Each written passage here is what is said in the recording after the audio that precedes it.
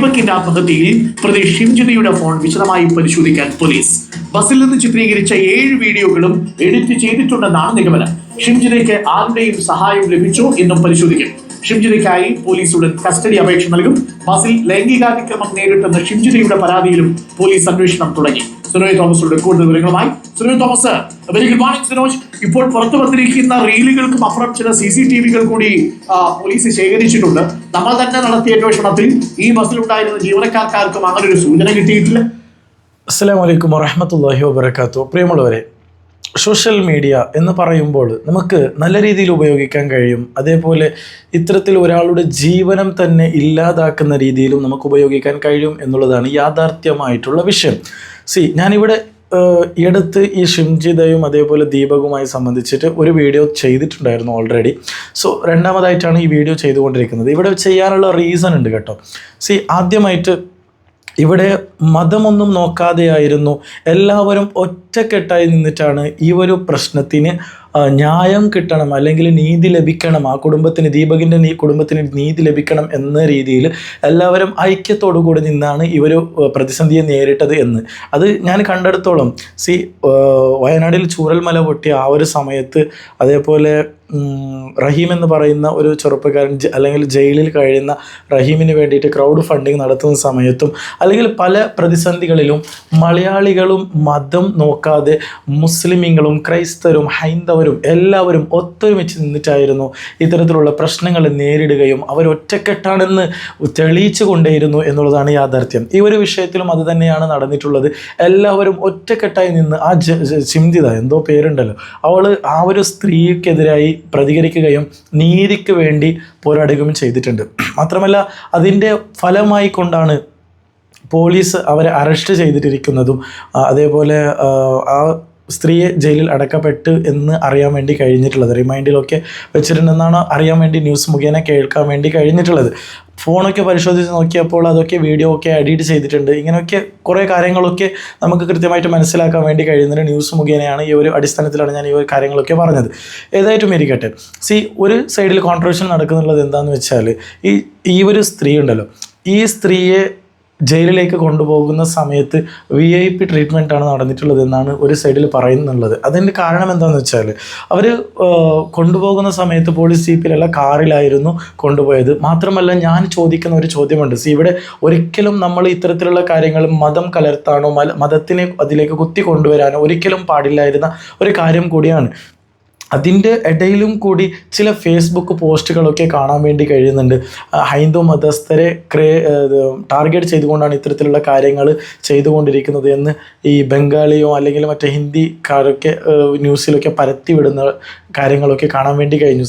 വ്ളോഗർമാരാണ്, യൂട്യൂബിലും അതേപോലെ ഫേസ്ബുക്ക് പ്രൊഫൈലുകളിലും കാണാൻ വേണ്ടി കഴിയുന്നുണ്ട്. പിന്നെ കുറച്ച് ആൾക്കാർ പറയുന്നുള്ളത്, അതായത് അവളൊരു മുസ്ലിം സ്ത്രീയാണ് അത്തരത്തിലുള്ള കാര്യങ്ങൾ ചെയ്തിട്ടുള്ളത്. അങ്ങനെ ചില ആൾക്കാർ എന്തിനാണ് ഇത്തരത്തിലുള്ള കോൺട്രവേഴ്ഷൻ നടത്തുന്നുള്ളതെന്ന് എനിക്ക് മനസ്സിലാകുന്നില്ല. ഇവിടെ ഈ ഒരു രാജ്യത്ത്, അല്ലെങ്കിൽ നമ്മുടെ ഇന്ത്യ എന്ന് പറയുന്ന ഈ ഒരു ഈ ഒരു ദേശത്തിൽ നടക്കുന്നുള്ള ഒരു കാര്യം ഞാൻ നിങ്ങൾക്ക് ഓർമ്മപ്പെടുത്തുകയാണ്. ഈ ഒരു മീലാദിൻ്റെ സമയത്ത്, റാലി വരുന്ന സമയത്ത് നിങ്ങളൊന്ന് ശ്രദ്ധിച്ച് കേൾക്കണം ഞാൻ പറയുന്ന കാര്യം. മീലാദിൻ്റെ സമയത്ത് മുസ്ലിമീങ്ങൾ എല്ലാ ആൾക്കാരും ഈ ജാഥ പോകുന്ന ഒരു പതിവുണ്ട്. അതായത് നടന്നുകൊണ്ട് ഒരു ഇടത്ത് നിന്ന് മറ്റൊരു സ്ഥലത്തേക്ക് പോയി അവിടെ നിന്ന് മടങ്ങി അതേ പള്ളിയിലേക്ക് റിട്ടേൺ വരുന്ന ഒരു സമയമുണ്ട്. ആ സമയത്തൊക്കെ നമ്മൾ കാണുന്ന കാഴ്ചകളൊക്കെ അതാണ് സൗഹൃദം എന്ന് പറയാൻ ആഗ്രഹിക്കുകയാണ്. അത് എന്താണ് കാഴ്ച കാണുന്നതെന്ന് നിങ്ങൾക്ക് തന്നെ അറിഞ്ഞിട്ടുണ്ടാവും.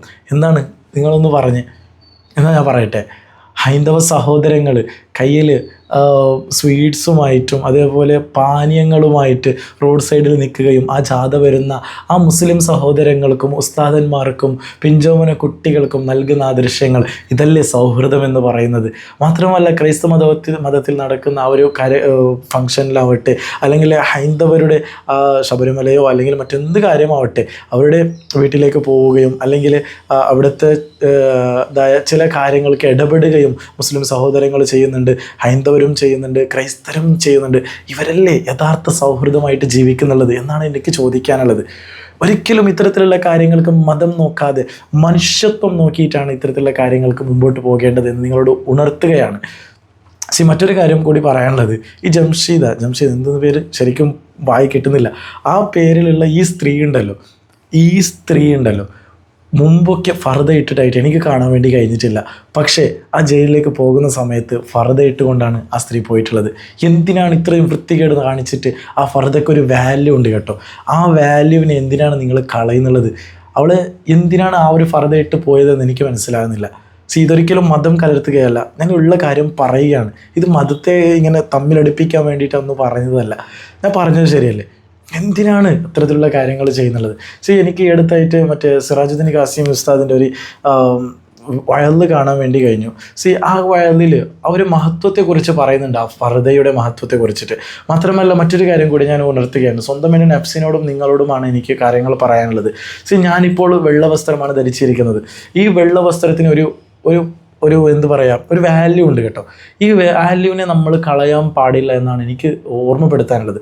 ഞാനിപ്പോൾ എന്തെങ്കിലും ഒരു തെറ്റ് ചെയ്യുന്ന സമയത്ത് ഈ വെള്ള വസ്ത്രവും ഇട്ടുകൊണ്ട് ഇത്തരത്തിലുള്ള തെറ്റുകൾ ചെയ്യുന്നുണ്ടെങ്കിൽ അത് നിങ്ങൾക്ക് അനുകരിക്കാൻ കഴിയുമോ? ഈ വെള്ളവസ്ത്രത്തിന് ഒരു വാല്യൂ എന്ന് പറയുന്നുണ്ട്. അതേപോലെ ആ ഫർദക്കും ഒരു വാല്യൂ ഉണ്ട്. അതേപോലെ മറ്റു മതസ്ഥയിൽ ഒരു വാല്യൂ എന്ന് പറയുന്നുണ്ട്. അതിനെ കളയാൻ വേണ്ടിയിട്ടാണ് ഈ സ്ത്രീ മുമ്പ് ബസ്സിൽ കയറുന്ന സമയത്ത്, വീഡിയോ എടുക്കുന്ന സമയത്തൊന്നും കണ്ടില്ലല്ലോ ഈ ഫർദയൊന്നും. ജയിലിലേക്ക് പോകുന്ന സമയത്ത് മുഖം മറക്കാൻ വേണ്ടിയിട്ടും മറ്റുള്ളവരെ കാണാതിരിക്കാൻ വേണ്ടിയിട്ടുമല്ലേ ഇത്തരത്തിലുള്ള കാര്യങ്ങൾ ചെയ്തിട്ടുള്ളത്. കൂടുതലായിട്ടൊന്നും പറയുന്നില്ല. ഞാൻ ഒരു വയത് കേൾപ്പിച്ചു തരാം. ഇത് കൂടുതലായിട്ടൊന്നും ഇല്ല, കുറച്ച് ഞാൻ കേൾപ്പിച്ചു തരാം. ഏകദേശം 43 മിനിറ്റോളം ഉണ്ട് ആ വീഡിയോ. ഏതായാലും ഞാൻ ആദ്യത്തെ കുറച്ച് ഭാഗം കൂടി ഞാൻ നിങ്ങൾക്ക് കേൾപ്പിച്ചു തരാം. ഫർദയുടെ വാല്യൂ എത്രത്തോളം ഉണ്ട് എന്ന് നിങ്ങൾക്ക് മനസ്സിലാക്കാൻ വേണ്ടിയിട്ടാണ്.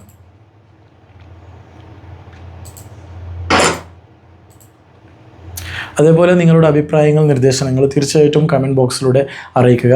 ഇതിൻ്റെ മുഴുവനായിട്ടുള്ള വീഡിയോ നിങ്ങൾക്ക് കാണണമെന്നുണ്ടെങ്കിൽ സിറാജുദ്ദീൻ ഖാസിം ഉസ്താദിൻ്റെ ഒഫീഷ്യലായിട്ടുള്ള ആ ചാനലിൽ തന്നെ അപ്ലോഡ് ചെയ്തിട്ടുണ്ട്. നിങ്ങൾക്ക് അവിടെ നിന്ന് കാണാവുന്നതാണ്.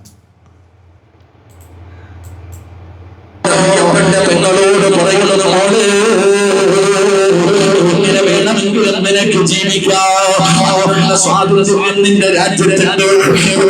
നീ ഒന്ന് മനസ്സിലാക്കണം പെങ്ങള്. പ്രിയപ്പെട്ട പെങ്ങളോട് എനിക്കൊരു അപേക്ഷയുള്ളൂ, ഒരു കരുണ കാണിക്കണം മോളെ. പോലെയുള്ള കാര്യങ്ങൾ ചെയ്യുമ്പോൾ നീ ഒരു കാര്യമൊന്ന് ചെയ്യാൻ കഴിയുമോ? ഇരിക്കുന്ന ഫർദയൊന്ന് ഊരി മാറ്റണേ പെങ്ങള്. ഫർദ ധരിച്ചുകൊണ്ട് നീ ഇങ്ങനെ കാണിക്കരുത്. ഒരു അപേക്ഷ മാത്രമേ ഉള്ളൂ. പെങ്ങളോ സുഖിക്കണോ, അടിച്ചു പൊടിക്കണോ, എന്ത് വേണമെങ്കിലും നീ ചെയ്ത്. നീ ധരിച്ചിരിക്കുന്ന ഫർദയ്ക്കൊരു വിലയുണ്ട്, ഒരു സ്ഥാനമുണ്ട്, ഒരു മഹത്വമുണ്ട്. ആര് ധരിച്ച ഫർദയെന്നറിയുമോ? ബീവി ധരിച്ചതാ, ആയിഷ ബീവി ധരിച്ചതാ, ഫാത്തിമ ബീവി ധരിച്ചതാ, ആബിയത്തുൽ അദബിയ ധരിച്ചതാ, നഫീസത്തുൽ മിസ്രിയ ധരിച്ചതാ. ായ ഒരുപാട് മഹതിമാര് അവരൊക്കെ ധരിച്ചിരുന്ന ഫർദയാ. അല്ലാഹുവിന്റെ പ്രവാചകന്റെ കരളിന്റെ കഷ്ടമായ ഫാത്തിമ ബീവി ധരിച്ചതാണ്. അത് നീ മറന്നു പോകരുത്. ആരാണ് ഫാത്തിമയെന്ന് നിനക്കറിയോ? അല്ലാഹുവിന്റെ സ്വർഗത്തിലേക്ക് നീ കടന്നു പോകണമെങ്കിൽ ഫാത്തിമ ബീവിയുടെ പുറകിൽ നിന്നാലേ നിനക്ക് സ്വർഗത്തിലേക്ക് കടക്കാൻ പറ്റൂ. ആരാ ഫാത്തിമയെന്നറിയോ? മരിക്കുന്നതിന്റെ തലേ ദിവസം തന്റെ പ്രിയപ്പെട്ട ഭർത്താവിന്റെ കയ്യിൽ പിടിച്ചിട്ട് അവിടുന്ന് പറഞ്ഞു, അലിയേ, മരിച്ചു കഴിഞ്ഞാൽ എന്നെ പകല് കബറടക്കല്ലേ, ഇന്ന് രാത്രിയിലേ കബറടക്കാവൂ, ഇന്ന് രാത്രിയിലേ കബറടക്കാവൂ. എല്ലാവരും ഞങ്ങൾ ചോദിച്ചു, ഫാത്തിമ എന്തുകൊണ്ടാ പകല് കബറടക്കരുതെന്ന് പറയുന്നത്, രാത്രിയിലേ കബറടക്കാവൂ എന്ന് പറയാറുള്ള കാരണമല്ലോ? അല്ലാഹുവിന്റെ പ്രവാചകന്റെ പെണ്ണുമകൾ പറഞ്ഞ മറുപടി എന്തെന്നറിയുമോ? മരിച്ചു കഴിഞ്ഞാൽ എന്റെ കഫൻ ചെയ്യുന്നത്, എന്റെ മയ്യത്ത് ചുമക്കുന്നത്, എന്റെ മയ്യത്ത് കബറിൽ ഇറക്കി വെക്കുന്നത് എന്റെ പുരുഷന്മാരാകുമല്ലോ. അറിയേ, എന്റെ ജനാസ ഇങ്ങനെ 3 ദിവസം വെള്ള തുണിയിൽ പൊതിഞ്ഞോ, എന്റെ മയ്യത്ത് ഇങ്ങനെ കൊണ്ടുപോകുമ്പോ, കബറിൽ ഇറക്കുമ്പോ അവരെന്റെ ശരീരത്തിന്റെ വലിവ് കാണുമ്പോ എനിക്കത് ഇഷ്ടമല്ല. അറിയേ, ഓക്കെ, കൂടുതലായിട്ടൊന്നും ഈ വിഷയത്തിൽ വീഡിയോ ഞാൻ കാണിക്കുന്നില്ല. മറ്റൊരു വിഷയം കൂടി പറയാനുള്ളത് ഇതിൻ്റെ വിഷയത്തിലൂടെ കൂടി ഉൾപ്പെടുത്തിയിട്ട് ഞാൻ പറയാം. ഈ ഫർദ എന്ന് പറയുമ്പോൾ അത്രത്തോളം വാല്യൂ ഉള്ള ഒരു വസ്തുവാണ് അല്ലേ. അപ്പോൾ ഇതിനെ കുറേ ആൾക്കാർ മിസ്യൂസ് ചെയ്യുന്നുണ്ട് എന്നുള്ളതിന് യാഥാർത്ഥ്യം. സോഷ്യൽ മീഡിയയിൽ, യൂട്യൂബിലോ ആവട്ടെ, അല്ലെങ്കിൽ ഇൻസ്റ്റയിലാവട്ടെ, അല്ലെങ്കിൽ ഫേസ്ബുക്കിലോ മറ്റേത് പ്ലാറ്റ്ഫോം എടുത്ത് നോക്കിയാലും അവിടെ ഫർദ ഇട്ടുകൊണ്ട്, ഇത്തരത്തിലുള്ള മുഖം കാണിച്ചുകൊണ്ട്, ഫർദ ഇട്ടിട്ടാണ് മുഖം കാണിച്ചുകൊണ്ട് മറ്റേ വേണ്ടാത്ത രംഗങ്ങൾ പറയുന്നതും അതേപോലെ കുറേ തെറ്റായ സംഭവങ്ങളൊക്കെ ചെയ്തുകൊണ്ടിരിക്കുന്ന ഒരു കാലഘട്ടത്തിലാണ് നമ്മൾ ജീവിച്ചു കൊണ്ടിരിക്കുന്നത്. ഒരിക്കലും അത്തരത്തിലുള്ള വീഡിയോസുകൾ നിങ്ങൾ കാണുന്നുണ്ടെങ്കിൽ ഒരു യഥാർത്ഥ ഒരു മനസ്സറിഞ്ഞുകൊണ്ട് ഒരു ഇസ്ലാം മതത്തിലുള്ള ആൾക്കാരാണെന്നുണ്ടെങ്കിൽ അത്തരത്തിലുള്ള വീഡിയോകൾക്ക് ഒരിക്കലും നിങ്ങൾ സപ്പോർട്ട് ചെയ്യാൻ നിൽക്കില്ല എന്നാണ് എനിക്ക് ഓർമ്മപ്പെടുത്താനുള്ളത്. ഓക്കെ, ഇരിക്കട്ടെ. ഏതായിട്ടും ഞാൻ ആ വിഷയത്തിനോട് തുടരുന്നല്ല പറഞ്ഞത്, എന്നിട്ടും ഞാൻ പറഞ്ഞതാണ്. ഓക്കെ, പറഞ്ഞു പോയതാണ്, വായിൽ നിന്ന് വന്നു പോയതാണ് കേട്ടോ. ഇൻഷാ അല്ലാഹ് ഏതായിട്ടും ഈ ഒരു വീഡിയോ ഇവിടെ വെച്ച് ഞാൻ വൈൻഡപ്പ് ചെയ്യുകയാണ്. അപ്പോൾ മറ്റൊരു വീഡിയോയും കൂടി, ഒരു ഫണ്ണായിട്ടുള്ള ഒരു വീഡിയോയും കൂടി ഞാൻ കാണിച്ചു തരാം. നമ്മുടെ അൻസാരി സുഹരി ഉസ്താദ് എന്തുണ്ടെങ്കിലും പ്രതികരിച്ചു കൊണ്ടുവരുന്ന ഒരു വ്യക്തിയും കൂടിയാണ്. നല്ല വീഡിയോസൊക്കെ കാണാനൊക്കെ നല്ല അടിപൊളിയായിട്ടുണ്ട്. അപ്പോൾ ഒരു വീഡിയോയും കൂടി ഞാൻ നിങ്ങൾക്ക് കേൾപ്പിച്ചു തരാം. എന്നൊക്കെ പറഞ്ഞാൽ നമ്മുടെ നാടിൻ്റെ മഴയും ആ മണ്ണിൻ്റെ മണവും ഉമ്മാൻ്റെ ചോറും അതൊന്നും ഇവിടെ ചെയ്യലല്ലേ. അത് മാത്രമല്ലെന്നേ, മഞ്ഞും മഴയും മാത്രമല്ല, നമ്മുടെ നാട്ടിൽ കിട്ടുന്ന പോലെ ഗോതമ്പുണ്ടാകും ലോകത്ത് ഏത് ജയിലിൽ പോലും കിട്ടുന്നില്ല. മാത്രമല്ല, ആഴ്ച ഒരു പ്രാവശ്യം മട്ടൻ കൂട്ടി ചോറുണ്ട്. മാത്രമല്ല, നിങ്ങൾക്കൊക്കെ പ്രത്യേക പരിഗണന ഉണ്ട്, ബ്ലോഗർമാർക്ക് പ്രത്യേക പരിഗണന ഉണ്ട്. ജീപ്പിന്റെ പുറകെ ഇരുന്ന് എല്ലാ ദിവസവും ലൈവ് ഇടാം. അപ്പം ലൈവ് കാണാം.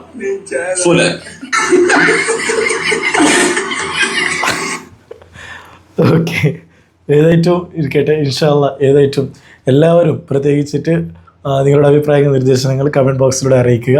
വീഡിയോ ഇവിടെ വെച്ച് വൈൻഡപ്പ് ചെയ്യുകയാണ്. അസ്സലാമു അലൈക്കും വറഹ്മത്തുള്ളാഹി വബറകാതുഹു.